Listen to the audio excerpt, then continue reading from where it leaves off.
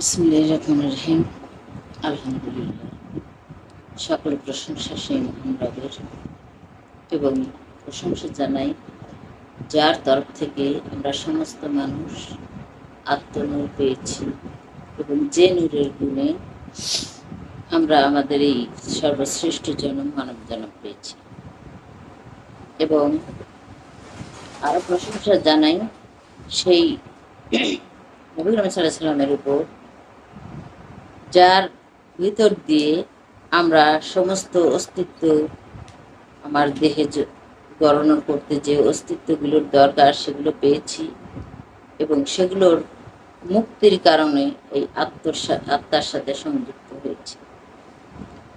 এবং ভক্তি এবং শ্রদ্ধা জানাই আমার পিতামাতার চরণে এবং আমার সমস্ত ভাই বোনদের জানাই এবং যারা এই ভিডিও শুনবে তাদের সবাইকে জানাই আমার তরফ থেকে সালাম। আসসালামু আলাইকুম। ওয়ালাইকুম আসসালাম ওয়া রাহমাতুল্লাহি ওয়া বারাকাতুহু। তো আজ আমি আমার মালিকের তরফ থেকে, আমার মহান রবের তরফ থেকে যে কথাগুলো আমি বলতে চাই সেটা হলো এই যে একটা কথা আছে কোরআনে এবং আমার মুর্শিদের তরফ থেকে আমরা শুনেছি যে আমাদের যার যার ধর্ম তার তার স্বীয় ধর্ম। ধর্ম মানে ধারণ করা এবং সেই ধারণকৃত বস্তু বিশ্বের যাহা সুন্নত এবং ফরজ তাহা স্বীয় হতে হবে, অর্থাৎ নিজস্ব হতে হবে। স্বীয় মানে নিজস্ব। আর আরেকটা বিষয় সেটা হলো সত্য আগত এবং মিথ্যা দূরীভূত। এই কথাটা আমি দেখি যে আমাদের হেদায়েতি ভাই বোনেরা যারা আছে তারা এই কথাটা অনেকেই বলে থাকে। এটা আমার মুর্শিদ পিতাও বলেছিলেন এবং কোরআনেও আছে। তো এই কথাটার লাস্টের যে আরো কিছু একটু আছে, একটুখানি বাকি আছে, যেটা সত্য আগত মিথ্যা দূরীভূত এবং মিথ্যা দূরীভূত হওয়ারই ছিল।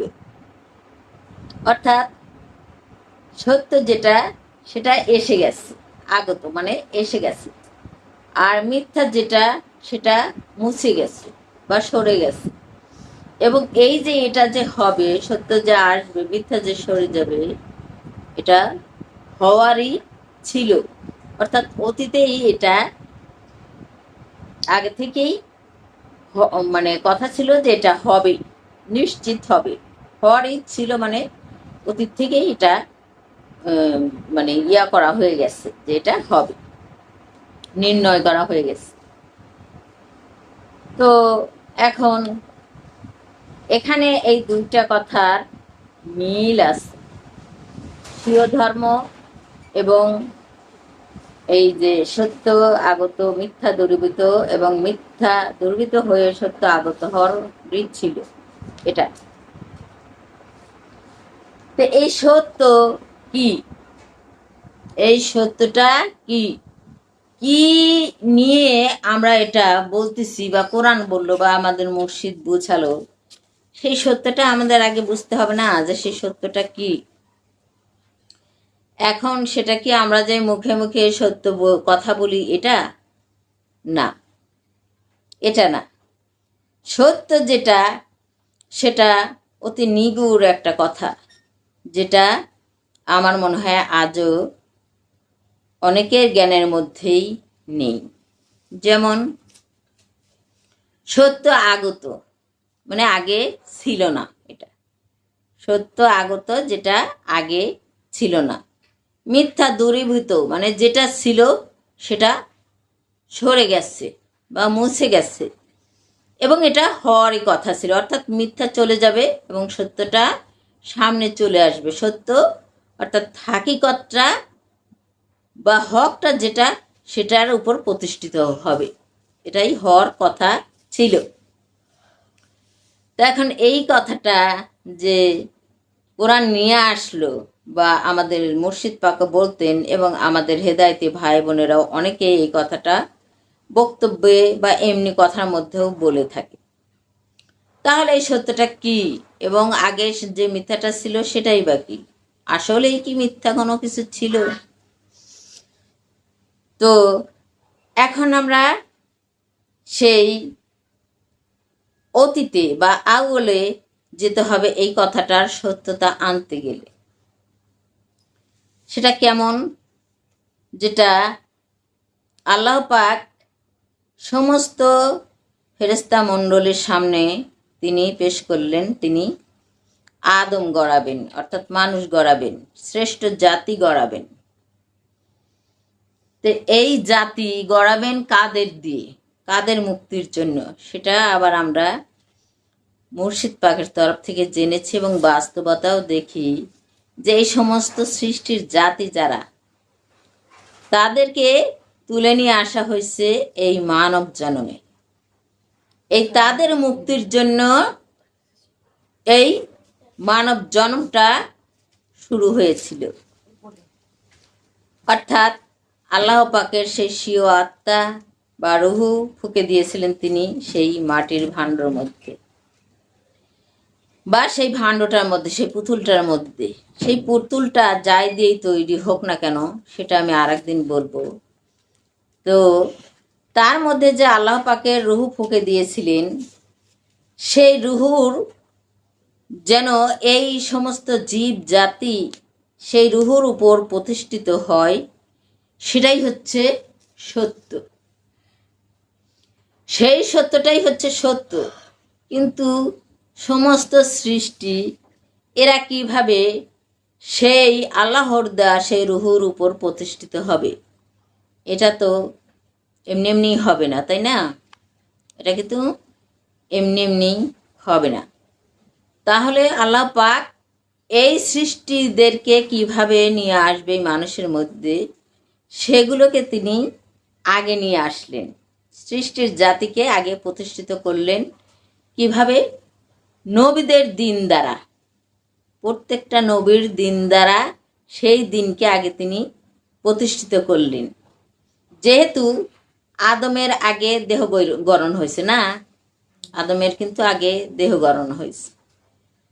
তো এখন এই মানুষ তৈরি করতে গেলে আগে তার দেহ, যেহেতু মুক্তি, দেহ জীবাত্মার যেহেতু মুক্তির জন্যই এই আল্লাহ পাকের নূর সাথে সংযুক্ত হওয়ার কারণেই যেহেতু মানব জন্ম, তাহলে এই দেহর যে মুক্তি, সেই মুক্তির জিনিসগুলো যেগুলো দিয়ে আল্লাহ পাক এই দেহকে গড়ন করেছেন, সেগুলোকে তিনি আগে প্রতিষ্ঠিত করলেন। নইলে তো আর এই আদমের মধ্যে এই দেহটা আসবে না, এই মানুষ সৃষ্টি আসবে না। তাই তিনি নবীদের দিন দ্বারা, এই জন্য কোরআনে বলা হয়েছে কিন্তু যে তাদেরও দিন ছিল। আমাদের মুর্শিদে বলছে যে তাদেরও দিন ছিল। তো তাদের দিন আর এই আদমের দিন কিন্তু এক নয়। সেই তাদের দিনকে আগে তিনি সত্যায়িত করেছেন আল্লাহ পাক। নবীর নামে নামে নবী বা জাতে জাতে নবী, এই মানব সুরত ধরে তারা প্রতিষ্ঠিত হয়েছে। তো আল্লাহ পাকের যেটা ইচ্ছা, সেটা হলো সেই আল্লাহ পাকের নূরের যে জাতি, আদমের মধ্যে যে নূরটা দিল বা রুহুটা ফুঁকে দিল, সেই জাতির উপর এই সৃষ্টিদেরকে প্রতিষ্ঠিত করবেন। এটা হলো সত্য। তো সেই যুগটা তো তখন ছিল না, সেই যুগটা তখন ছিল না। এই সত্য তখন প্রতিফলিত ঘটাতে চাইলেও হবে না, তাই সেই সময় এই সত্যটা ছিল না।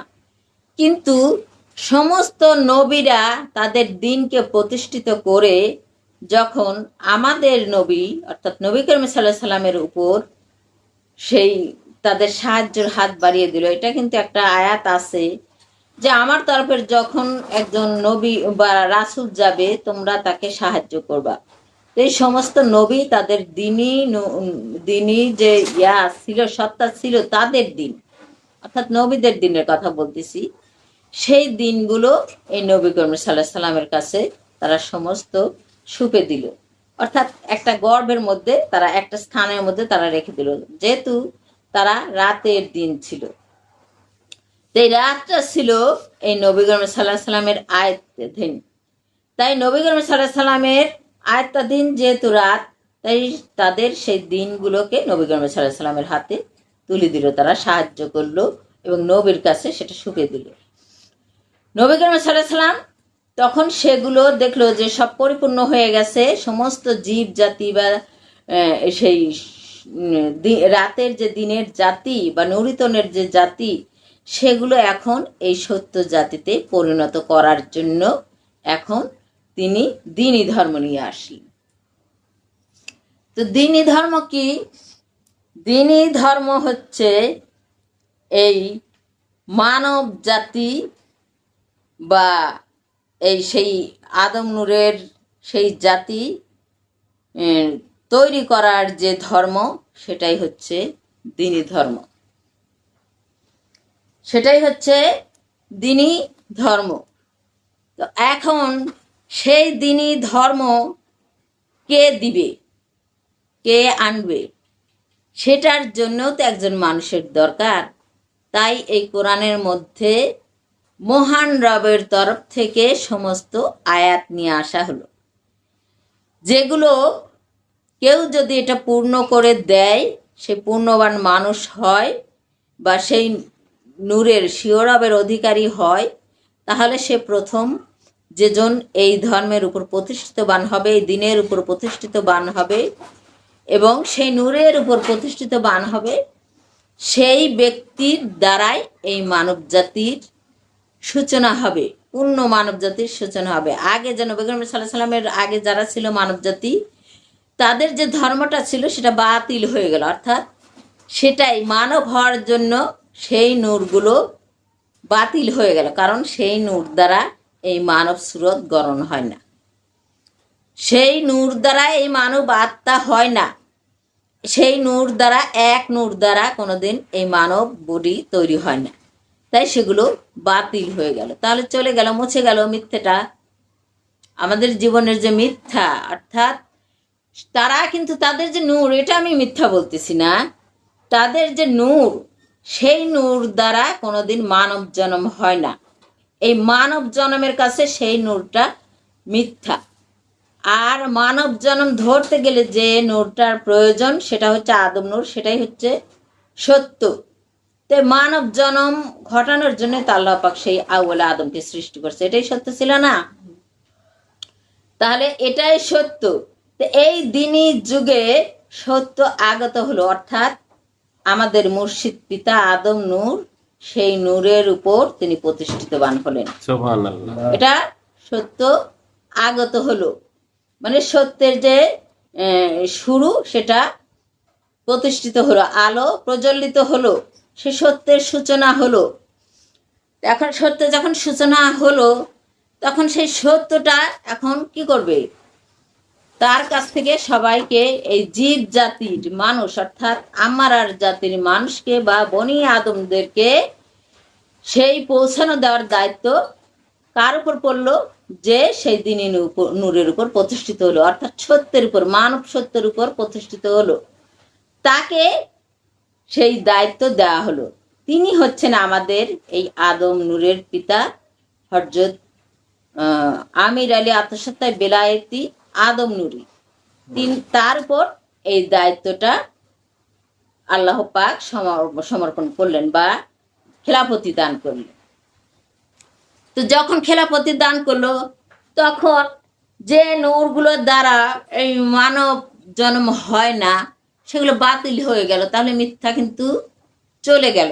যেহেতু মানব গুরু চলে আসছে, মানব জন্মের সূচনা চলে আসছে, মানব তৈরি করার সেই নূর চলে আসছে বা সেই নিয়ম নীতি চলে আসছে, এই জন্যে সেই মিথ্যা দূর হয়ে গেল, মানব হওয়ার যে সত্য সেটা প্রকাশ হয়ে গেল। এবং এটা হওয়ারই ছিল, অর্থাৎ আল্লাহ পাকের যখন আদম তৈরি করেন তিনি, সেই সময় তার মূল লক্ষ্য ছিল এটা, যে এই এক সময় সমস্ত জীব সত্তা বা নূরিতদেরকে দিয়ে আমি এই আদম জাতি তৈরি করব, বা আমার সেই নূরের জাতি আমি সর্বশ্রেষ্ঠ জাতি মানব জাতি আমি পৃথিবীতে তৈরি করব বা সৃষ্টি করব এবং তাদের প্রতিষ্ঠিত করব। এটাই তো সত্য নাকি? আর এরা যারা প্রতিদিন মুর্শিদ কিন্তু এটাই বলছে যে সত্য আগত মিথ্যা দূরীভূত, অর্থাৎ আদম নূর অর্থাৎ মানব নূর, মানুষ হতে যে নূরটা সেটা কিন্তু চলে আসছে, সত্যটা চলে আসছে, আল্লাহর যেটা ইচ্ছা ছিল সেই নূরটা চলে আসছে আমার মধ্যে দিয়ে। এটাই তিনি বুঝাতে চেয়েছেন। তো এখন আগের যে দিনই নূরগুলো ছিল বা সে রাতের ভিতরের যে দিনগুলো ছিল সেগুলো বুঝাই দিল যে সেগুলো দ্বারা কখনো মানব জন্ম হয় না, সেই আত্মার দ্বারা কখনো মানব জন্ম হয় না। একটা গরুর আত্মা দিয়ে কিন্তু মানব জন্ম হবে না, একটা ছাগলের আত্মা দিয়ে কিন্তু মানব জন্ম হবে না। এটাই বলা হয়েছে যে সেটা দূরীভূত হয়ে গেল, মানে সেই পাঠ, সেই সময়, সেই নিয়ম, সেই কানুন এগুলো সব বাতিল করে দেওয়া হলো। এই জন্য বলা হয়েছে যে নবুয়ত সব বাতিল।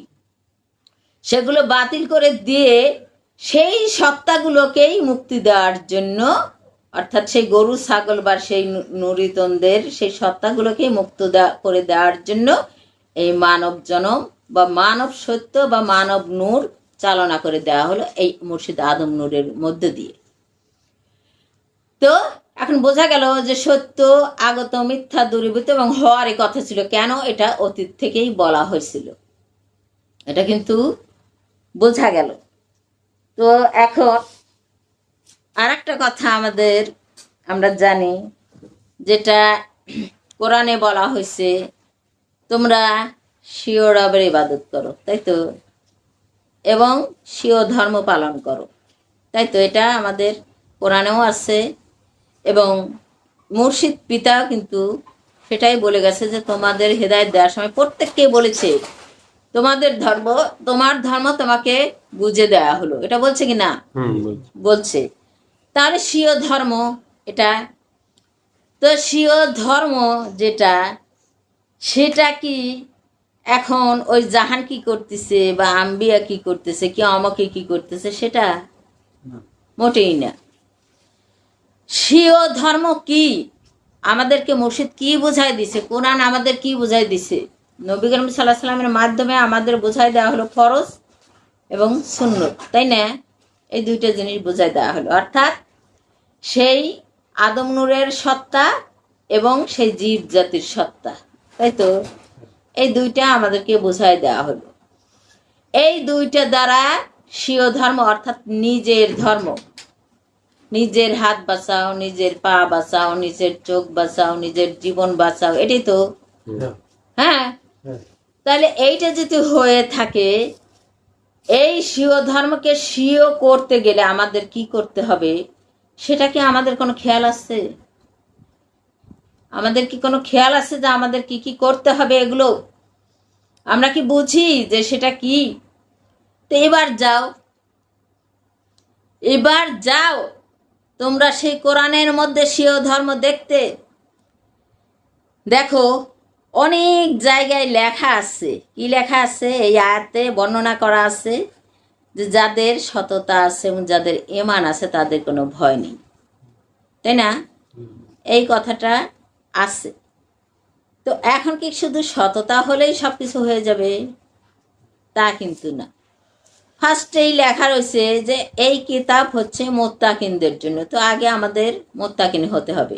এই কিতাবের ভিতর ঢোকার আগে আমাদেরকে মুত্তাকিন হতে হবে। সেই হেদায়েত প্রাপ্ত মুত্তাকিন, হেদায়েত গ্রহণ যদি আমরা না করি, সেই মানব আত্মা থেকে যদি মানব স্বীকৃতি না নেই, সেই আত্মার স্বীকৃতি না নেই, সেখান থেকে যদি বীজ মন্ত্র না নেই, কালেমা না নেই, তাহলে কি আমাদের সেই হেদায়েত তো নেওয়া হলো না? আমরা মুত্তাকিনও হতে পারবো না, আমরা গর্বেও ঢুকতে পারবো না, তাই তো।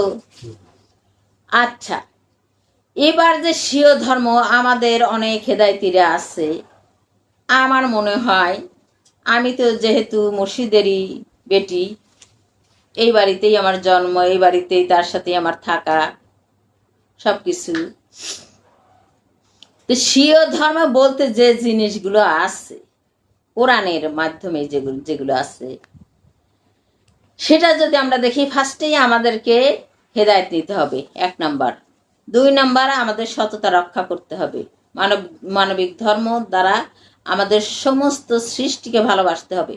আল্লাহ পাক বলেছেন, আমার সৃষ্টিকে যারা ভালোবাসে তবেই আমি তাদেরকে ভালোবাসি, তাই না? তাহলে তোমরা যদি স্বীয় রবের ইবাদত করো, তাহলে রব কিন্তু আসবে না যদি তোমরা সৃষ্টির মধ্যে সেই মানবিকতা তোমাদের না থাকে। আসবে কি? আসবে না, কারণ তোমাদের তো ভালোবাসে না। তিনি তারই ওয়াদা, তারই বর্ণনা যে আমি আমার সৃষ্টিকে যারা ভালোবাসে না, আমি তাদেরকে ভালোবাসি না। এখন সৃষ্টি শুধু দুনিয়ার সৃষ্টি নাকি নিজের গায়ে যে সৃষ্টি রয়েছে তাদেরকেও রক্ষা করার হলো স্বীয় ধর্ম। আর দুনিয়ার সৃষ্টিকে রক্ষা করা হলো এই সৃষ্টিদেরকে বাঁচানোর জন্য। আবার দুনিয়ার সৃষ্টিকে ভালোবাসা দরকার, তাই না? যেহেতু গরু না খেলে, ভাত না খেলে আমার চলবে না। এই সৃষ্টিরা, আমার দেহের সাথে যে সৃষ্টিরা লেগে আছে, সংযুক্ত আছে, তারা আবার থাকবে না, তাই না? আমি মারা যাব। তো এখন দুইটারই প্রয়োজন, এই সৃষ্টিকেও রক্ষা করা, ওই সৃষ্টিকেও রক্ষা করা। এই সৃষ্টিকে রক্ষা করা আমার প্রয়োজনে, আর ওই সৃষ্টিদেরকে রক্ষা করা এই সৃষ্টিদের প্রয়োজনে, নাকি? তাহলে এখন এই স্বীয় ধর্ম বলতে আমরা যেটা বুঝি, আমরা যেটা জানি, মুর্শিদ যেটা আমাদেরকে বোঝাতে চাইছেন, আমরা কোরআনের গর্ভে আমাদেরকে দেওয়া হয়েছে বা আমরা গেছি সেখানে। কার মাধ্যমে? হেদায়েতের মাধ্যমে। কে তুলে দিছে? মুর্শিদ তুলে দিছে, না? আচ্ছা, তো আমরা সেখানে যে গেছি, আচ্ছা এবার বলো তো তোমরা, আমার কথার প্রশ্নের উত্তর দাও। এই যে হজ করা, এটা কি স্বীয় ধর্ম ছিল না? হজটা করা, এটা একজন যার যার হজ যদি তার হয়ে থাকে, তাহলে কি তার স্বীয় ধর্ম না? এই বিষয়ে কয়জনের চিন্তা আছে, কয়টা হেদায়েতের চিন্তা আছে যে আমাদেরকেও হজ করতে হবে? নাকি ওটা কোরআন বলে নাই? বলছে কি না?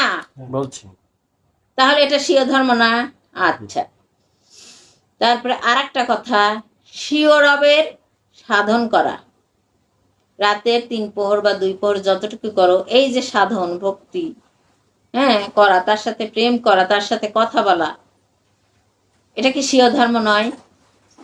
তোমরা কি করো সেগুলো? তোমরা কি করো সেগুলো?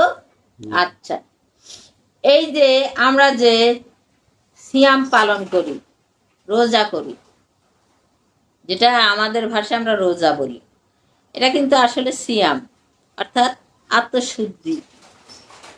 আচ্ছা, আত্মশুদ্ধির জন্য যে আমরা সিয়াম পালন করতেছি, তো এটা নবী করিম সাল্লাল্লাহু আলাইহি ওয়াসাল্লাম করছে না? করছে। আচ্ছা, করছে কখন?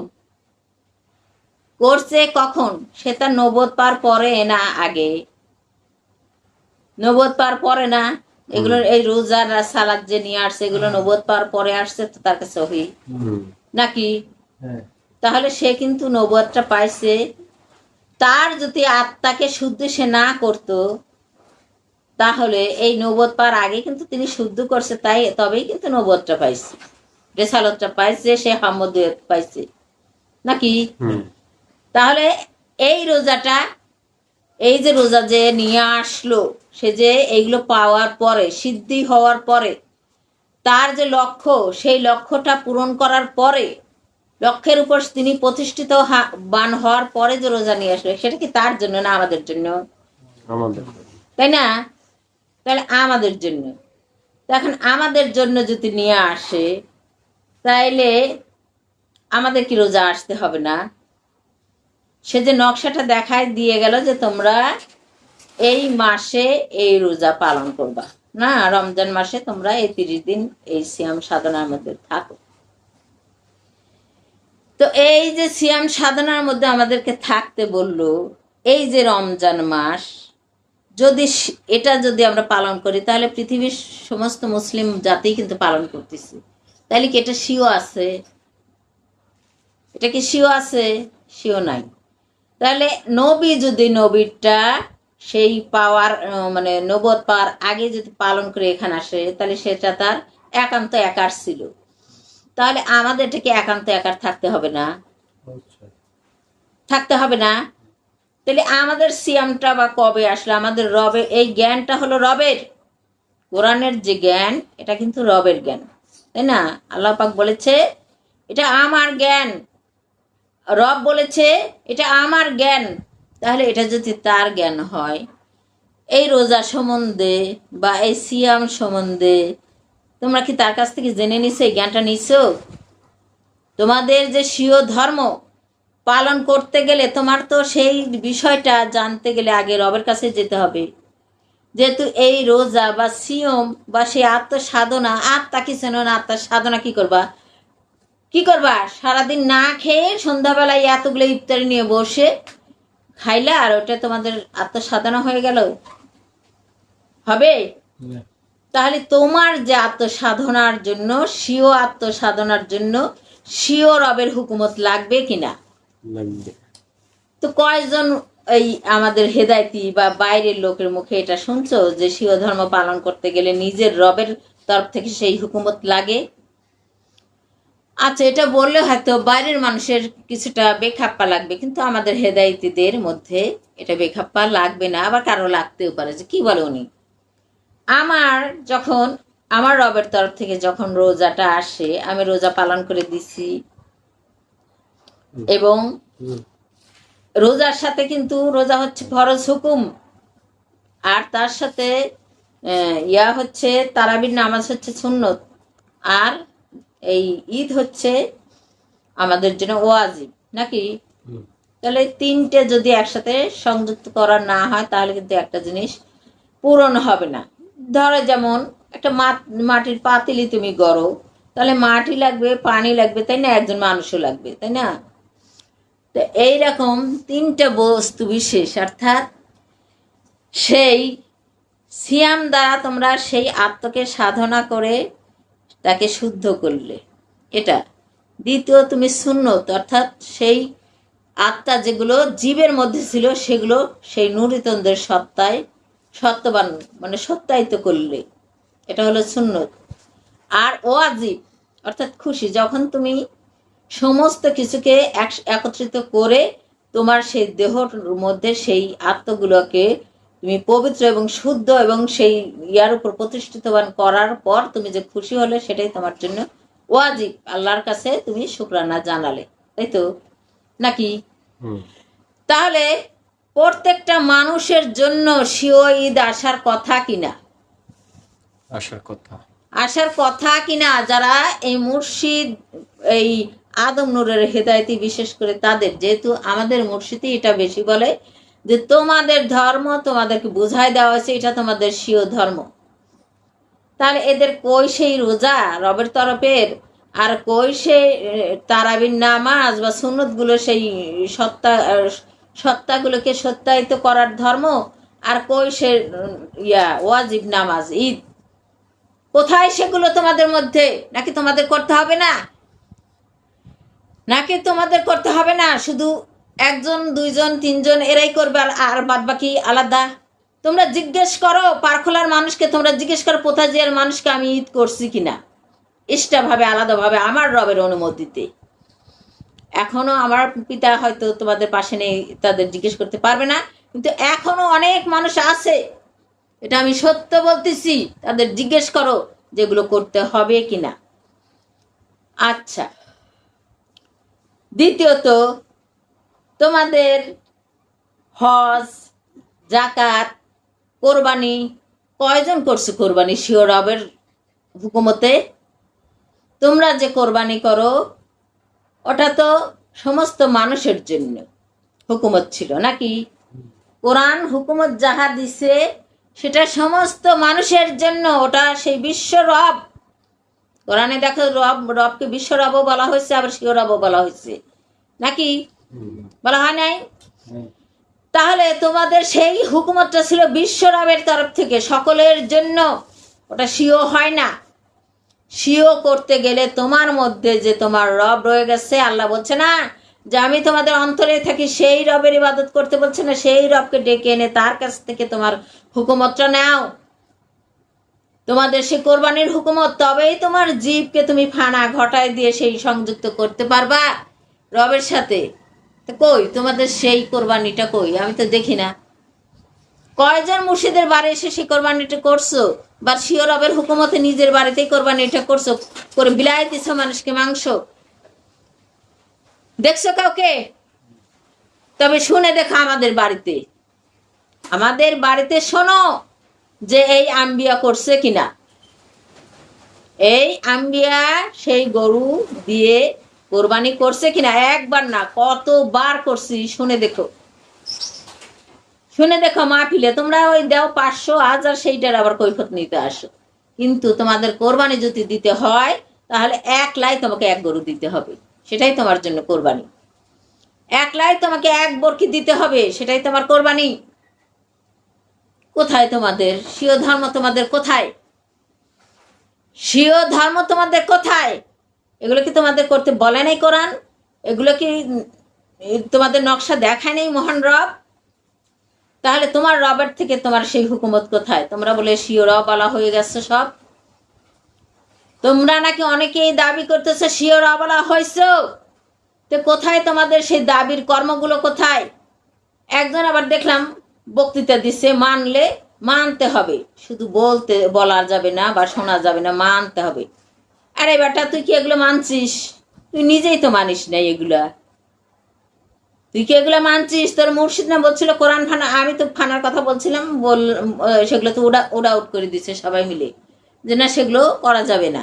এগুলো মুর্শিদ বলে নাই, কিন্তু এক সময় দেখা গেল যে মুর্শিদ কোরআন ফানার কথা বলছে, সেটা বের হয়ে গেছে তার বক্তব্যের মধ্যে। তাহলে কই তোদের সে মানাটা কোথায়? কিভাবে মানবি? তোর কে দেখাবে তোকে সে কোরআন ফানা কিভাবে করে? কোরআন ফানা দেখতে হলে নাই তোর রবের কাছে যেতে হবে, না হয় জাহানের কাছে আসতে হবে তোকে। কারণ জাহানই জানে ওই কোরআন ফানার ঘটনা। আর যদি কেউ জানে, 2-1 জন বাইরের জানে, আর জানলে আম্বিয়া জানে।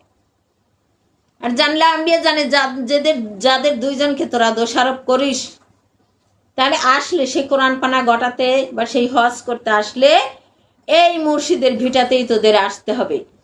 ওই তোরা যে বলিস না যে আমরা এই আদম নূরের রব আমাদের মধ্যে, আমরা পৃথিবীর ওই প্রান্তে থাকলেও হবে, কিন্তু সেগুলো ঘটাবে তোরা কোথায়?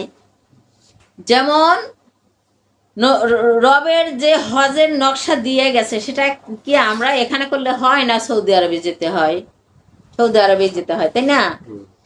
তাহলে তোদের মুর্শিদের বাণী যদি তোরা পালন করতে চাস, সেই স্বীয় রবের উপর প্রতিষ্ঠিত বাণী হতে চাস, তাহলে ওই রবের যে রব, সেই মানুষের রব, তার কাছে আসতে হবে কিনা, তার ভিটাতে আসতে হবে কিনা। না তোদের বাড়িতে করলি কর, তাদের আমাদের কিছু যায় আসে না। তো এবার দেখা তোদের স্বীয় ধর্ম, তোদের হাত বাঁচবে কিসে, তোদের পা বাঁচবে কিসে, তোদের জবান বাঁচবে কিসে, তোদের চোখ বাঁচবে কিসে? সেদিন আমি একটা কথা বলছিলাম। কোন কথা? যে তোমরা যে শিওরব করো, যে আমাদের এই জবানটাই শিওরব, মুর্শিদ বলে গেছে, তাই না? বলছে কি না? তো মুর্শিদ বলছে আমাদের এই জবানটা। আচ্ছা, যখন আমরা প্রার্থনা করতে বসি আল্লাহর কাছে বা রবের কাছে, কি বলি? হে আল্লাহ, তুমি আমাদেরকে সৎ পথ দেখাও। তাহলে এই যে বলতেছে হে আল্লাহ, সে কোন রব? আর যাকে বলতেছে সে কোন রব?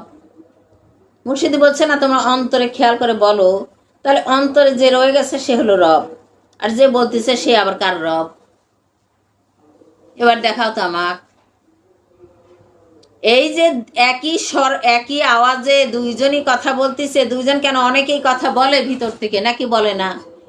এই যে চুরি করতে বলে, এটা কি ওই রব বলে? স্বীয় রব বলে না, বলে না।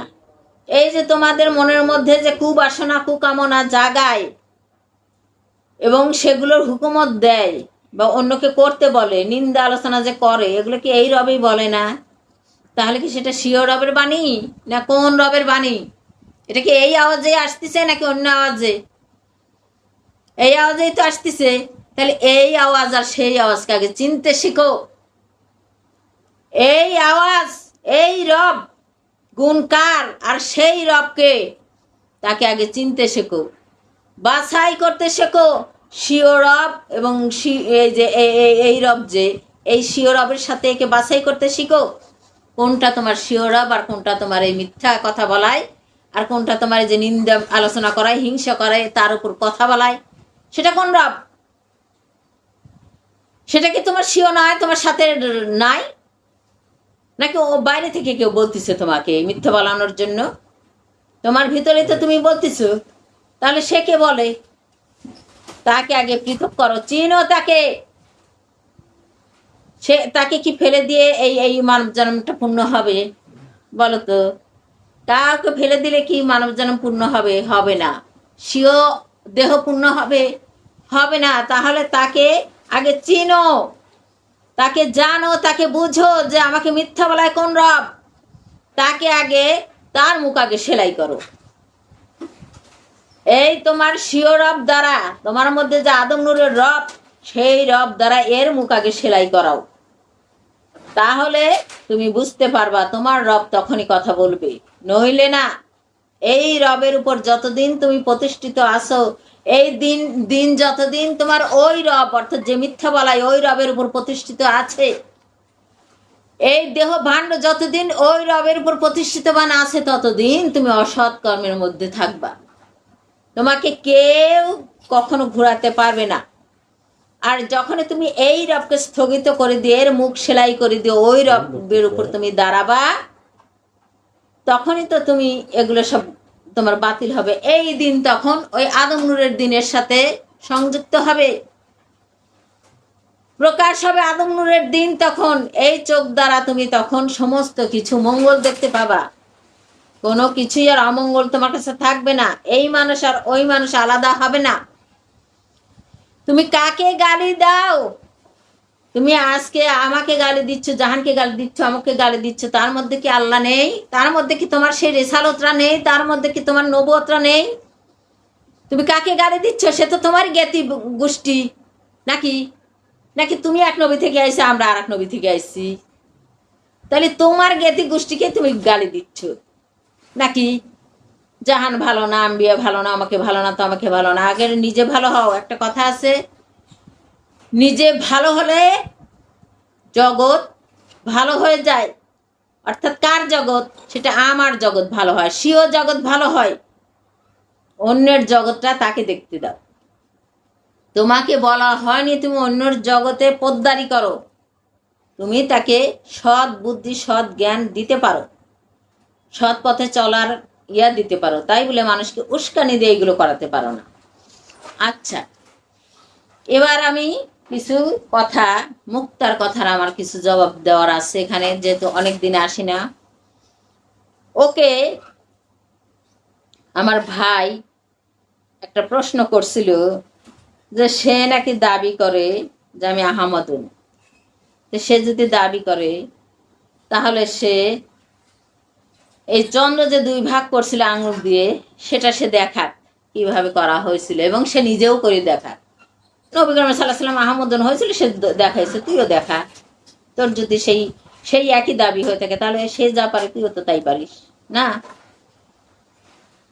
আচ্ছা, সে বলছে যে চন্দ্র দুই ভাগ যখন করছে, তখন যারা দেখছে তারা দেখে আবার ভারতে নাকি ফোন করছিল না, কি করছে আল্লাহ জানে। তখন কি ওইসব ছিল? আচ্ছা, ওখান থেকে কি সঙ্গে সঙ্গে ভারতকে বা অন্য জায়গাকে জানানো যাবে যে আচ্ছা ভাই তোমরা কি দেখছো নাকি এটা? তারা বলবে যে আমরা দেখছি। এটা সম্ভব? তখন কোন কোন যোগসূত্রে এটা জানলো? দেখছো একটা কি কি কথা। আচ্ছা, তাহলে তার কথাই ধরা পড়তেছে যে নবী করিম সাল্লাল্লাহু আলাইহি ওয়াসাল্লাম এই চন্দ্রকে দুই ভাগ করছিল। তার কথা এটা ফার্স্টেই প্রমাণ। দ্বিতীয়ত হচ্ছে, অত কথা আমি বলবো না, সাধারণ কিছু কথা, মানে সামান্য কিছু কথা বলি। সেটা সে দেখাচ্ছে, আচ্ছা চন্দ্র যদি ভাগ করে থাকে, চন্দ্র যেটা সেটাই তো ভাগ করবে না? তো এখন সে বলতেছে এই অল বডি এটাই নাকি চন্দ্র। আচ্ছা, অল বডি চন্দ্র। তো সেই ভুরুকে দুই ভাগে ভাগ করছে, বুঝছো? আচ্ছা, নাককে দুই ভাগে ভাগ করছে, চোখকে দুই ভাগে ভাগ করছে। আচ্ছা, তাহলে এই ভাগটা কিন্তু এই দিক হয়ে গেছে না, এই দিক হয়ে গেছে না। আচ্ছা, ঠোঁটটা যদি ভাগ করি আর দেখো তো কোন দিক হয়, এইদিকে এদিক হয় না। তাহলে চন্দ্র একদিকে এইদিকে ভাগ করলো না এদিকে ভাগ করলো, যদি এদিকেও করে এদিকেও করে, তাহলে কয় ভাগ হয়? 4 ভাগ। তো চন্দ্রকে কয় ভাগ করা হয়েছিল? 2 ভাগ। তাইলে এই কথার সত্যতা কতটুকু বলছো? সে যে আহামদুন, তার কথার সত্যতা কতটুকু বোঝো? সে একদিক থেকে বলতেছে ভুরু এদিকে ভাগ করছে, চোখ এদিকে ভাগ করছে, মানে এদিকে ভাগ করছে, এদিক দিয়ে ভাগ হয়ে গেছে, এদিকে পশম দিয়ে ভাগ হয়ে গেছে। আচ্ছা, এইদিকে ভাগ, 2 ভাগ এদিকে, তাহলে এইটা যে ভাগ করলো এটা কোন দিকে ভাগ করছে? এই জবানটা, এই মুখটা যে ভাগ করছে এটা কোন দিকে করছে? আচ্ছা, এটা মিথ্যা প্রমাণ হয়ে গেল যে সেটা মিথ্যা বলছে। আর একটা, সে পরবর্তীতেই গিয়ে বলতিছে যে চন্দ্র 2 ভাগ কখনো করা যাবে না, কিন্তু ফার্স্টে কিন্তু সে বলে আসছে যে চন্দ্র 2 ভাগ হয়েছে, ওই দেশের লোকও দেখছে, এমনকি ভারতের লোকও দেখছে, সেই কিন্তু বলে আসলে আবার বলতেছে যে না, এটা নিয়মে হয় না, এটা করলে সৃষ্টির অনিয়ম হবে। বুঝছো? তাহলে এক মুখে কয় কথা? 2 কথা। আচ্ছা, আর একটা সে দেখাচ্ছে, আচ্ছা এই পুরুষের যে পুরুষাঙ্গ, এটা এটা কি দিনী নূরের, দিনী নূর যাদের আছে তাদের থাকে নাকি রাতের ভাগে থাকে? দিনের ভাগে। এটা দিনই ভাগে থাকে না, কারণ ওটার মধ্যে দিয়ে তো রাত বের হয় না, দিনই বের হয়, তাই না? তো আচ্ছা, দ্বিখণ্ডিত মানে কাক, ধরো এই আঙুলটা সেই পুরুষ অঙ্গ, এটাকে আমি যখন এরকম করে টুকরা করে দিলাম, তাইলে 2 ভাগ হয়ে গেলে তাকে দ্বিখণ্ডিত বলে। যাদের এই জ্ঞান নেই তারা আসে হলো বক্তৃতা দিতে, আহমদন দাবি করতে। আচ্ছা, এখন এই আঙুলটার মধ্যে দিয়ে যদি ভিতর থেকে কিছু বের হয় সেটাকে দ্বিখণ্ডিত বলা হয়? ধরো তোমাকে একটা পেস্ট দিলাম, পেস্ট আছে না বড়, এই পেস্টের কৌটাটা যদি তুমি দ্বিখণ্ডিত করো তাহলে মধ্যে দিয়ে কেটে ফেলতে হবে, তবে ওটা দ্বিখণ্ডিত হয়। 2 খণ্ড যাকে বলে দ্বিখণ্ডিত, মানে 2 ভাগ। এখন পেস্ট যদি বের হয়ে যায় তাহলে তুমি কি ওই ওই পেস্টের ওই যে রাখার যে বাসনটা ওটা কি দ্বিখণ্ডিত হলো? না। তাহলে ওখান থেকে বের হলো কি পেস্ট, তেমনি পুরুষ অঙ্গ থেকে বের হলো বীর্য, সেটা কি দ্বিখণ্ডিত হয়? আর এই বীর্য মায়ের গর্ভে সেখানে দ্বিখণ্ডিত হয়েছে, অমুক জায়গা অমুক হয়েছে, তমুক জায়গা তমুক হয়েছে, এই যে কথাগুলো, এর কোন ধারার কথা? চন্দ্র কোনটা? আচ্ছা, এখন ভুরু যদি ভাগ করে থাকে, এই যে ভুরু 2টা, এটা যদি আমাদের মুর্শিদের কথা আসা যায় তাহলে এগুলো প্রত্যেকটা অঙ্গ এক একটা ফেরেশতা না, এক একটা নুরিতন। তাহলে ভুরু যদি 2টা ভাগ করা হয় তাহলে নুরিতন 2 মুড়া ভাগ করা হয়েছে, এটাকে আহমদিনেক ভাগ করা হয়েছে? না। বলো তো তোমরা, আহমদিনকে ভাগ করা হয়েছে নাকি এই ভুরু 2টা 2 নুরিতন ফেরেশতাকে 2 ভাগে ভাগ করা হয়েছে যদি আমরা ধরি, কিংবা 2টা নুরিতন 2 জায়গায় রাখা হয়েছে নাকি? এই যে কান 2টা যে আছে, এই 2টা নুরিতন 2 জায়গায় বসানো আছে না? আবার এর মধ্যে আবার অনেক পার্টস পাতি আছে, সেগুলোর মধ্যে এক একটা নুরিতন বসে আছে। তাইলে এগুলো কিভাবে চন্দ্র হয়? আরে চন্দ্রই তুই চিনিস না, তুই গেছিস হলো চন্দ্র ভাগ করতে, তুই তো চন্দ্রই চিনিস না। চন্দ্র কাকে বলে? চন্দ্র কখনো আর মায়ের গর্ভে আঙুল পাইছে কোথার থেকে? মায়ের গর্ভে সেই আঙুল কোথার থেকে পেলো যেটা দিয়ে দিয়ে কান ভাগ করলো, ভুরু ভাগ করলো? ওখানে আঙুল ছিল? কার আঙুল ছিল ওখানে? কোন আঙুল দ্বারা ভাগ করছে? কথা বলার জায়গা পাস না, পারবি না বলে ফেল যে আমি পারি না, পারবি না বলে ফেল যে আমি পারি না। তাই বলে এই নয় যে আবল তাবল কথা বলে মানুষকে। আর তার সাথে আবার দেখো কতজন আসছে, তারা বলতেছে হ্যাঁ আমরা চন্দ্র নূরের দ্বিখণ্ডিত সত্য জানলাম। আরে তোর মাথায় গু ভরা গোবর ভরা, তাই তুই সত্য জানলি ওইটা, সত্য জানলি ওইটা। চন্দ্র কখনো 2 ভাগ হয় না, আর যে চন্দ্র ভাগ হয়েছে সেটা কখনো এই চন্দ্র না, যেটা ভাগ হয়েছে সেটা এই চন্দ্র না। আবার আরেকদিন এখন এই চন্দ্র যে ভাগ করছে সেটা এখন আমি না হয় নাই বললাম, সেটা আমার জাহান জানে, কারো যদি জানার ইচ্ছে হয় ও যেহেতু বলছে ওর কাছ থেকে যেন শুনে নিয়ে যায়। আমি যেহেতু বলি নাই, আমি শুধু এটা সত্যতা প্রমাণ করলাম।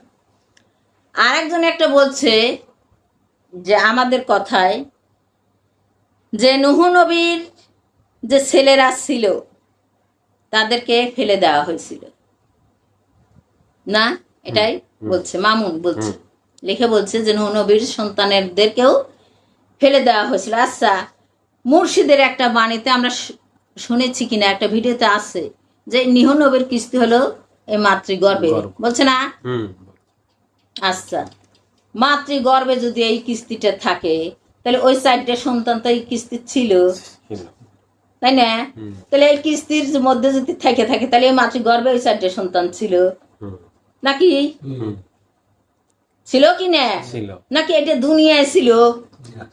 যদি দুনিয়া থাকে তো তোর মুর্শিদ বললো কেন যে না ওটা ওই কিস্তির কাহিনী হয়েছিল মাতৃগর্ভে, তাই না? তাহলে মাতৃগর্ভে যদি থেকে থাকে তাহলে ওই নূহ নবীর সন্তানেরা ওই কিস্তির মধ্যে অর্থাৎ মাতৃগর্ভের মধ্যেই ছিল। তো এবার তুই দেখা যে ওই সন্তানগুলো কারা ছিল, কাদেরকে ওই নৌকা থেকে ফেলে দেওয়া হয়েছে এবং কেন কেন কেন ফেলে দেওয়া হয়েছে? বাপের বেটা যদি এত পারিস তাই জাহানার আম্বিয়ার সাথে টক্কর দিতে, এটা জানা দে আমাকে যে সেই 4টে তার যে সেই নূহ নবীর যে সন্তানদেরকে সেই মাতৃগর্ভে ছিল তাদেরকে ফেলে দেওয়া হলো কেন? কেন ফেলে দেওয়া হয়েছে? আর একটা কথা, এইসব জবাবই দেব নাকি এইসব ইয়া করব? একটা আমি এরকম কথা বলছিলাম বলে আমাকে রফিকুল ভাই, আমি নাম ধরে বলতে ভয় পাই না, সে আমাকে তখনই অহংকারী অনেক কিছু বলছে। আচ্ছা, আমি না হয় অহংকারী, আমি বললাম অহংকারী, আমি তাকে চোখে আঙুল দিয়ে দেখাই দেই যে সব সে বলছে অহংকার করলে ধ্বংস হয়ে যায়। আচ্ছা, তোমরা কি জানো যে সর্বশ্রেষ্ঠ অহংকারীকে কোরআনের ইয়াতে ইবলিস না? কোরআনের যে প্রমাণ অনুযায়ী সর্বশ্রেষ্ঠ অহংকারী হইতেছে মোকারমা, ইয়া কি ইবলিস, তাই তো? তাকে সেই অহংকারের কারণে তাকে বিতাড়িত করে দিছে, তাই তো? অভিশপ্ত করছে। আচ্ছা, সেই অভিশাপটা কোথায় লাগাইছে? সেই অভিশাপটা কোথায় লাগাইছে এবার বলো তো? তোমাদের মুর্শিদ বলছে কিনা যে সেই ইবলিসই একমাত্র আদমকে মানছিল না, এবং তাকেই এই আদমের সঙ্গী হিসেবে লাগাই দেওয়া হয়েছে নাকি? তো সে অহংকারের দায়ে তাকে কি ফেলে দেওয়া হয়েছে না আরো তুলে এনে আদমের ঘরে বসা দিছে, আদমের সবসময় ফুরিয়ে ফুরিয়ে খাওয়ানোর জন্য? একবার যদি মাছ না আনে দেখো ঘরের বউ কি লাগায়, এই মাছ আনলে না কিসের জন্য? সন্তানেরা না খেয়ে আছে, আঙুল তোলে কার উপর? ওই আদমের উপরেই তো তোলে, না কার উপর তোলে? তো সে অহংকারের শাস্তি কে পাইছে? সে কি পাইছে? তাকে সেই অহংকারের জন্য তাকে কি বিনষ্ট করে দেওয়া হয়েছে তার সকল ইবাদত? সে যে অনেক জীবন অনেক কাল ইবাদত করছিল, সেই ইবাদত আল্লাহ ধ্বংস করে দিছে? কোথাও কি লেখা আছে যে শয়তান দোজখে যাবে? কোথাও লেখা নাই। আছে কারা দোজখে যাবে? যারা এই স্বীয় ধর্মের উপর প্রতিষ্ঠিত হতে পারে নাই, সত্য আগত অর্থাৎ সেই সত্য নূরের উপর প্রতিষ্ঠিত হতে পারে নাই, এবং সেই সত্য নূরের সাথে এই সত্য এই মানব সুরতকে প্রতিষ্ঠিত করতে পারে নাই, সংযুক্ত করতে পারে নাই, তারাই ধ্বংস হবে। শয়তান কখনো ধ্বংস হবে না। এবার যদি আমি বলি, সত্যটা যদি বলি, তোমরা মিলাই দেখো এই বডিটা আমরা কোথা থেকে পাইছি? যদি ইবলিস হয়ে থাকে সেই মায়ের তরফ, অর্থাৎ হা মা হয়ে থাকে, এটাই তো মুর্শিদ বলছে নাকি? বলছে তো ইবলিস যদি হা মা হয়ে থাকে, সেই মোকারমা হয়ে থাকে, তো এই দেহটা আমরা কোথা থেকে পাইছি? ইবলিসের তরফ থেকে পাইছি না? তো এই দেহটা যদি আমরা ধারণ না করাই তাহলে কি আমাদের মুক্তি আছে? ওই রবের সাথে যদি সংযুক্ত না করাই, তো এই দেহের মুক্তির জন্য তো আমরা আসছি নাকি? যে অহংকার করে সেই দেহের মুক্তির জন্য দেখো তোমাদের স্বীয় রব চলে আসছে, সেই মহান রব এই মানুষের মধ্যে চলে আসছে, সেই শয়তানের মধ্যে ঢুকে গেছে। সত্য কিনা? সেই শয়তানের মধ্যে ঢুকে গেছে কে? মুর্শিদ আদম নূর। যদি তার সেই মোকাররমা, এই জিনুয়ারাকে মোকাররমা বলছে কিনা, তার সাথে যদি সঙ্গম না করত, তার সেই শয়তানের মধ্যে যদি তার নূর না ঢুকায় দিত, তাহলে এই এত আদম জাতি আসতো? তাহলে জয়কার, জয়কার। এই অহংকার করার জন্য কি আল্লাহ তাকে ফেলে দিচ্ছে, নাকি তাকে আরো আদমের সঙ্গিনী করছে? প্রত্যেকটা মানুষের সঙ্গে সেই শয়তানকে জোড়ায় লাগায় দেওয়া হয়েছে। তোমরা শয়তানকে চেনো না, এই জন্য মুর্শিদ বলতো যে শয়তান বলে কাউকে গালি দিও না, শয়তান বলে কাউকে গালি দিও না। তো কি মনে করছো তোমরা? মনে করছো যে অহংকার করলে এটা হবে, ওটা হবে, ওটা করলে ওটা হবে। আরে তুই যদি তোর নিজের জীবনকে প্রতিষ্ঠিত না করতে পারিস, তুই যদি তোর দেহ ভাণ্ডকে, সেই শয়তানকে সেই রবের সাথে সংযুক্ত করতে না পারিস, তবেই তোর ধ্বংস। অন্য কোনো কিছুর কারণে ধ্বংস হবে না, অন্য কোনো কিছুর কারণে ধ্বংস হয় না। ধরো আমি একটা মাংস নিয়ে আসলাম, মিথ্যা বলে নিয়ে আসলাম, আবার বলবা কি মিথ্যা বললে তাহলে কি পাপ না? পাপ, তবে কম আর বেশি আছে। মিথ্যা বলে তুমি মাংসটা নিয়ে এসে বা চুরি করে মাংসটা নিয়ে এসে তুমি রান্না করে খাইছো, খাওয়া কি তোমার হয়নি? খাওয়া কিন্তু হয়েছে ঠিকই, কিন্তু এখন তার জন্য তোমাকে হয়তো দুটো উত্তম মাধ্যম দিবে, তাই না? তো এখন তুমি যদি তোমার দেহকে রক্ষা করার জন্য কোনো মিথ্যা বলো, তোমার দেহ যদি রক্ষা হয়ে যায়, অর্থাৎ মাংসটা যদি তোমার খাওয়া হয়ে যায়, সেটা তো তোমার দেহে লাগছে, হ্যাঁ? তার জন্য তোমার সামান্য চোর বলে একটা গালি শুনতে হচ্ছে, এবং সামান্য তুমি ধরা পড়লে তোমাকে সামান্য একটু পিটাপাটি করবে, এইটুকুই। এর বেশি না একজন মানুষ ধ্বংস হয় না। তবে যারা শিওর রবের উপর চলে তাদের কোনো জবানে মিথ্যা হয় না, এটা হলো সত্য কথা। তারা জবানে মিথ্যা বলে না, তারা অহংকার করে না। কোন অহংকারের কথা তুমি বলছো যে কোন অহংকার করলে মানুষ ধ্বংস হয়? তাহলে আল্লাহ পাক কেন বলছে সমস্ত প্রশংসা আমার? এটা কি অহংকার? কেন মুর্শিদ বলছে আমি সেই আদম নূর, আমার কাছে না আসলে তোমরা মুক্তি পাবা না? এটা কি অহংকার তার ছিল? কেন তিনি বলছে তোমাদের যে নবীরা ধর্ম দিয়ে গেছে সেটা মিথ্যা? এটা কি তার অহংকার ছিল? অহংকার তুমি নিজেই বোঝো না যে অহংকার কাকে বলে। একজন মানুষকে সত্য জানানো আর একজন মানুষকে অহংকার করে তাকে ধ্বংস করে দেওয়ার চেষ্টা করা কোনোদিনে এক হতে পারে না। এই আম্বিয়া যাহা জানে তাহা সত্য প্রকাশ করে, তোমাদের মধ্যে তাহা নেই, তাই তোমরা এরকম কথা উলট পালট কথা বলো, যেগুলো তো আমাদের মধ্যে নেই, আমরা তো এগুলো করি নেই। ওই যে বলছি যে 35 বছর 36 বছর ধরে করছেন, তা আপনার সেই কই? আপনার সে প্রতিষ্ঠিতবান সেই কই? কোরআনের মধ্যে থেকে এখনো বের হন নাই। 35 বছর ধরে আপনি হিদায়ত নিছেন, তো কোরআন থেকে বের হন নাই, গর্ভ থেকে বের হলেন না। গর্ভ কি সারা জীবন থাকার জন্য নাকি? মাতৃগর্ভ 10 মাস 9 মাস, এর বেশি না, এর বেশি না। তা আপনারও তো একটা সময় আছে, আপনি ঢুকছেন আর বের হলেন না, তো কবে মুমিন হবেন, কবে মুসলিম হবেন, কবে সে কবরে যাওয়ার আগে এগুলো হতে হবে না? তো এখন যদি কোরআনের যে ধর্ম, যেটা কোরআন ফানা কি কোরআনের ধর্ম নাকি এটা রবের ধর্ম? রবের ধর্ম না। এটা কি কোরআনে বলছে কোথাও যে কোরআন ফানা করতে হবে? না, বলে নাই। এই যে মারফতের কথা, যে সমস্ত সাধক যারা সমস্ত সে বড় বড় মানুষ হয়ে গেছে বা আদম নূর, সেও যে মারফতের কথা বলছে, এগুলো কি কোনো কোরআনের ধর্ম নাকি এগুলো শিও রবের ধর্ম? আরে ওই বেটারা, তোরা তো তোদের সেই কোরআনকেই আগে তোরা প্রতিষ্ঠিত হোস না কোরআনের উপরে, আর কবে তুই শিয়া রবের ইবাদত করবি? এটা বললেই আমার অহংকার হয় না? তোদেরকে চোখ খুলে দেওয়ার জন্য বলি, তোদের উপায়ের জন্য। আমার কোনো প্রয়োজন নাই, আমি ওগুলো করে আমার মালিকের ইচ্ছা আমি বসে আছি, আমি জানি ওগুলো, তাই তোরা করিস নেই, তাই তোদেরকে চক্ষু খুলে দেওয়ার জন্য বলা হয়। এটা আমার জন্য আমি বলি না, আমাকে প্রকাশ করার জন্য আমি বলি না। আমাকে প্রকাশ করার জন্য হলে মুর্শিদ থাকতেই আমি বলতাম, মুর্শিদ থাকতেই আমি বলতাম ওই চন্দ্র 2 ভাগ, অমক 2 ভাগ, তমক 2 ভাগ, আমার কাছে আসিস, দেখা দেবো না কয় ভাগ, আমার কাছে আসিস। আর কেন নবী করিম সাল্লাল্লাহু আলাইহি ওয়াসাল্লামকে চন্দ্র 2 ভাগের কথা বলা হলো? কারণ তখন সে পুরুষ ছিল, মেয়ে মানুষ ছিল না, নাকি মেয়ে মানুষ ছিল? তখন তিনি পুরুষ ছিল, তাই তিনি চন্দ্র 2 ভাগ করতে পারছে। নিগুর কত জানবি? নিগুর কত জানতে চাস? চন্দ্র 2 ভাগ, ওই ভুরু 2 ভাগ, কান 2 ভাগ, নাক 2 ভাগ, এগুলো না।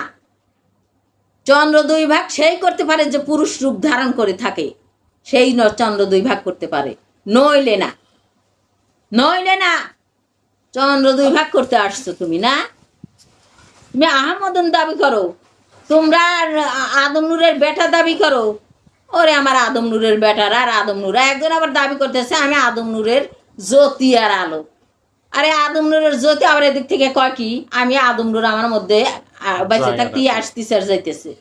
কেন আদম নূর তোমার মধ্যে যদি আসে তাহলে সেটা নূর, নূর কেন, ইয়া কেন? সে সূর্য আসবে, তার আলো নয়। আচ্ছা, সূর্যের আলো কি এক জিনিস নাকি? না। সূর্য আর সূর্যের জ্যোতি কি এক জিনিস? না। মুর্শিদ কি সূর্য ইয়া ছিল নাকি এই এই আলো ছিল? সূর্য নূর। তার আলো হলো তার জ্ঞান। সেই সূর্যের প্রকাশ হলো এই এই যে রোদ ওঠে না, এটা প্রকাশ। তেমনি মুর্শিদ হলো সেই সূর্য, স্বয়ং সূর্য, আর তার জ্ঞান হলো তার প্রকাশ। তো তুমি সেই জ্ঞানে জ্ঞানী হয়েছো? বলো তো দেখি, তুমি সূর্যই হলে না, সূর্যের জাতিই হলে না, তুমি আবার জ্ঞান প্রকাশ করো। জ্ঞান নিয়ে এসে দাঁড়ায়ও, যারা ওই জ্ঞানের জ্ঞানী তাদের কাছে আইসো। পারলে আমার কাছে তুমি আসো, আমার মালিকের ইচ্ছায় তোমার দেখায় দিব যে সূর্য কাকে বলে আর আলো কাকে বলে। তোমাকে দেখায়, তুমিও বলবো আমিও বলবো, দেখায় দেব। এই জন্যে বেশি বাড়াবাড়ি অত করা ভালো না। তোমরা তো পিছিয়ে রাখছো ওয়াকফ, ওয়াকফ করার জন্য জায়গা, ওয়াকফ যেটা আমার মুর্শিদ পিতা দেয় নাই, আমরাও দেব না। যার কারণে তো তিনি বেঁচে থাকতেই অনেক কিছু হয়ে গেছে, আরও না হয় হবে, তাতে কি? আরও না হয় তোমরা, তোমাদেরকে জাগার জন্য এই জায়গা তোমরা কোনোদিন আসেও নাই, এবং জাগাও তোমাদের মুর্শিদ দেয় নাই। তোমরা আসছিলে মুক্তির জন্য, মুক্তির পথ তোমাদের জন্য খোলা হয়েছে, সেটার জন্য যদি আসো আমাদের দুয়ার সবসময় খোলা। তোমরা নাকি বলো যে আমরা ডাকি না, এই যে আবার ডাকলাম। তোমরা যদি সেই মুক্তির জন্য আসো তাহলে তোমাদের জন্য দুয়ার খোলা। আর যদি তোমরা বলো জায়গা ওয়াকফ করার জন্য আমরা আসছি, তাইলে তোমাদের জন্য এই দুয়ার কোনোদিনও আর খুলবে না। মনে রেখো, মনে রেখে তারপর কথা বলো। এইসব বানোয়াট কথাবার্তা মানুষকে বলে, উস্কানিমূলক কথাবার্তা বলে যে মানুষকে বিভ্রান্তিতে নিয়ে যাচ্ছ, ভুল পথে নিয়ে যাচ্ছ, এর দায়ী তোমরাই হবা। এবং সামনে তোমাদের জন্য অথই খাল রয়ে গেছে, তার জন্য তোমরা প্রস্তুত থাকো। আমাদের নিতে হবে না, তোমাদের রবি তোমাদের নিয়ে যাবে। তোমাদের মুর্শিদ পাকের যে নূর, সেই তোমাদের ন্যায়ের বিচারে তোমাদেরকে সেই খাদের মধ্যে ফেলে দিবে, নিশ্চিত। এটা সামনে তোমাদের জন্য দাঁড়া আছে। তাই সংশোধন হয়ে যাও তওবা করে। আমরা বলতেছি না যে আমাদের এখানে আসো না, আমরা আবার বলতেছি তোমরা তওবা করে হাতে হাত মিলাও, জাহানের হাতে আমাদের সাথে হাত মিলাই, চলো আমরা একসাথে কাজ করি, সেই জ্ঞানের প্রকাশ করি, সেই সূর্যনূরের প্রকাশ ঘটাই। দাবি বাদ দাও। দাবি করার জন্য যদি তোমরা সত্যই, মুর্শিদ বলে নাই যে দাবি করো না, আমরাও বলি না যে দাবি করো না, তবে সত্যটা নিয়ে দাবি করো, আদম জাতের জাতি হওয়ার সেই দাবি নিয়ে আসো, নিশ্চয় সেই দাবি সবাই তোমাদের কাছ থেকে মেনে নিবে। এবং তুমিও সেই ন্যায়ের দ্বারাই, ন্যায়ের কর্ম দ্বারা, ন্যায়ের প্রতিষ্ঠা দ্বারা বা সেই সত্য আগতর দ্বারাই মিথ্যা তোমার জীবন থেকে ফেলে দিয়ে তুমি সেই মানব জাতের জাতীয় নূর ধরে, জাতীয় নূর ধরে তুমি সেই আদম জাতের জাতি হয়ে পরবর্তী জীবনে গিয়ে তুমি মুক্তি লাভ করো। এই বলে আমি আমার বক্তব্য এখানে রাখতেছি। সবার প্রতি আমার সালাম। আসসালামু আলাইকুম। ওয়ালাইকুম আসসালাম ওয়া রাহমাতুল্লাহি ওয়া বারাকাতুহু।